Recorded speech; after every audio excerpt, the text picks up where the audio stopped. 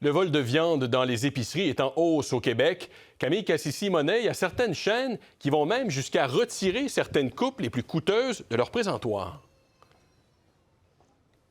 C'est le cas dans certains maxi où si un client veut une coupe un peu plus dispendieuse, par exemple un steak tomahawk, il doit carrément demander à un commis pour que celui-ci aille le chercher pour lui parce que ce n'est plus disponible sur les présentoirs.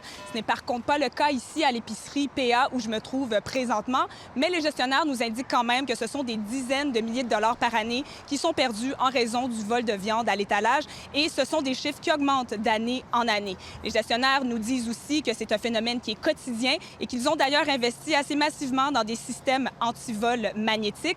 On nous dit aussi ici que ce sont vraiment certaines coupes de viande seulement qui sont prisées des voleurs.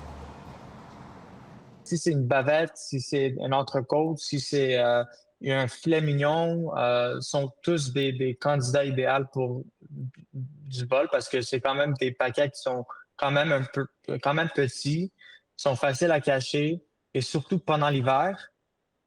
C'est pire parce que les gens ils ont des manteaux. On attrape de plus en plus de voleurs, surtout depuis la COVID.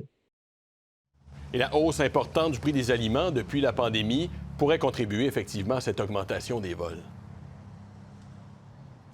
Bon, selon certains experts, l'inflation alimentaire pourrait expliquer en partie cette hausse des vols, mais ce n'est pas tout. Il y aurait des groupes criminalisés qui cibleraient des viandes en particulier à haute valeur de revente sur le marché pour les écouler sur le marché noir. Il y aurait aussi des restaurateurs même qui feraient partie des acheteurs de viande volée. Là-dessus, écoutez un expert en agroalimentaire qu'on a rencontré.